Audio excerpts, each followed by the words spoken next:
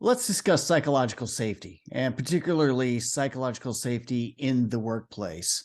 So the stats are pretty compelling. 27% when you've got a psychologically safe workplace, 20% reduction in employee turnover. Of course, employee turnover is one of the highest costs any organization face, and it's a hidden cost. Reduce your turnover, you're going to add to your bottom line.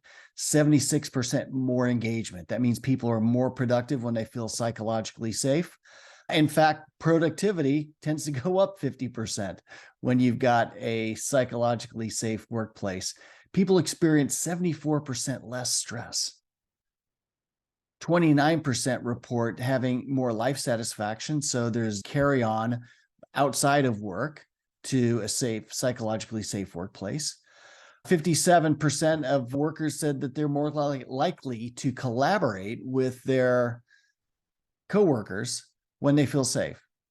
26% that they are more willing to learn new skills. And 67% said that they would be more likely to use those new skills on the job when they feel psychologically safe. So all of these add to the bottom line. Everybody, I think, appreciates, and certainly great leaders like you appreciate the importance of psychological safety. You have psychologically safe environments that you cultivate. And the question is, how do you do this? So again, we're moving from implicit competence, things that you just intuitively know, to explicit competence, things that you can discuss, can describe, can mentor, and evaluate. So let's draw up psychological safety. It's useful to think of psychological safety in three components. The first one is the willingness to speak up without fear of retribution. People have to be willing to give the boss bad news. People have to be willing to challenge their leaders' ideas, to offer new insights, to suggest new innovations. All of those go into speaking up without fear. The second component is they do so with mutual respect. So there is an environment of mutual respect within which people are speaking their minds. There's no character assassination involved. People can disagree without being disagreeable. Third is confidence that they'll be taken seriously. They'll be heard and taken seriously. And of course, you've got to have all three to have a psychologically safe work environment. So if you're in intersection one, where you feel like you can speak up without fear and do so with mutual respect, but you just don't believe you're going to be heard, you're not going to be taken seriously, then you're just going to stay silent because you're going to feel like you're wasting energy, wasting your ideas. Why bother? Why go through the trouble if I don't feel like I'm going to be heard? Nobody's going to take me seriously. If you're in intersection number two, where you believe you can speak up without fear of retribution and that you'll be taken seriously, but there is real problems with mutual respect in the workplace. So you fear that you might suffer some character assassination. So you can speak up with fear, without fear to your boss, but maybe your peers are going to engage in some sort of character assassination. Or you've got somebody who speaks up, knows that they'll be taken seriously, and just treats everybody else like garbage or throwing everybody else under the bus. So that's not mutual respect. That's an environment that lacks mutual respect, and that's what we call bullying. And so you might have the bully feel psychologically safe, but nobody else around the bully is going to feel psychologically safe. And if you're in intersection number three, where you've got mutual respect and you believe that you'll be taken seriously, but you just don't, you fear speaking up. You fear that there might be some retribution. You just don't know. You're uncertain. Then in this situation, you're going to stay silent.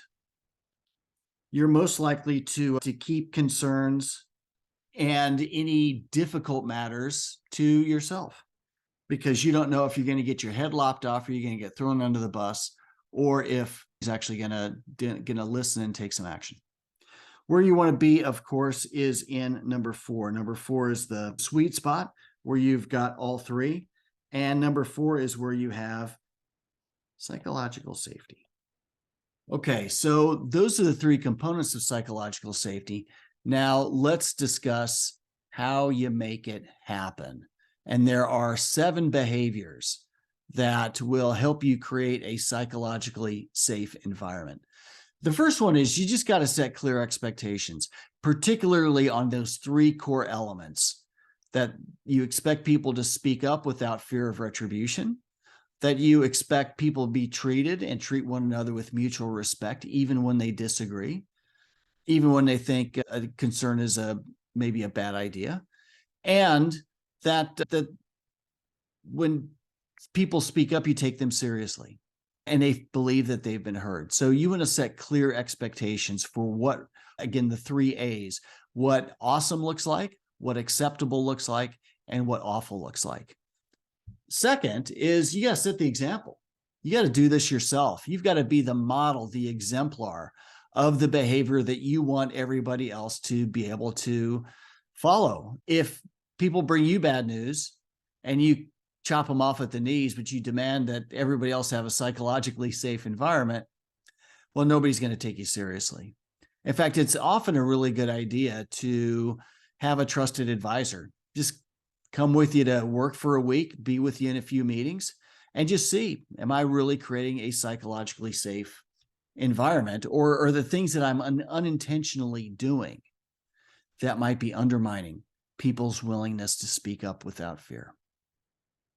In terms of taking people seriously, I mean, simple things like making eye contact, eyeball to eyeball contact that says, you have my full attention. No multitasking, no looking at the iPhone, no looking at memos or computers, no having people whisper in your ear. Give people your full attention. If you're in the middle of something and somebody wants to interrupt and get your attention, you can say, just give me 30 seconds to finish this thought so I can give you my full attention. And that way people are going to believe that they are being heard and taken seriously. Fourth is go Raven. Now, this has nothing to do with the Baltimore Ravens football team. It has everything to do with an acronym for how you respond to people when they're giving you bad news or when they're offering new ideas, so you can make sure that you're always maintaining psychological safety. So the R stands for restate. You simply restate what you believe that person's position is and say, do I have that about right? And when they say, yes, that's exactly right, then you know that you've restated their position accurately. And if you've made some mistake, say, well, help me to understand this better.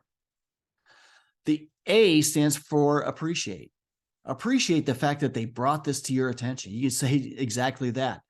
Joe, I appreciate that you brought this to my attention. Jill, I think that is a really important innovation that you're discussing, and I appreciate you bringing this to my attention. The V stands for validate. So validate their courage, validate the thinking behind the idea, validate the innovation, and how useful it is to the organization that you're bringing this information to your attention. So this innovation, if it works, could save us millions of dollars. This concern, if we get it corrected, or if we don't get it corrected, could be hugely damaging. I appreciate you bringing this to my attention. The E stands for educate. So talk to them about your point of view, your concerns, your questions. And then N finally is next steps. Okay, what are the next steps to addressing this concern? What are the next steps to making this innovation a reality? What are the next steps to adjusting a policy so it makes more sense? So that's your RAVEN acronym. 5 is focus on cause, not blame, particularly when somebody's bringing you bad news or something doesn't work quite right. You want to focus on cause. What is the cause of the shortcoming? What is the cause of the failure? What is the cause of the problem? Rather than finger pointing and blame. because you can spend a whole lot of emotional energy in finger pointing and finding blame, but the cause is still out there that has to be addressed. So focus on the cause, deal with the cause. And if somebody was negligent, then you'll find out. And then there's time for blame. But otherwise, focus on the cause, address it, and move on.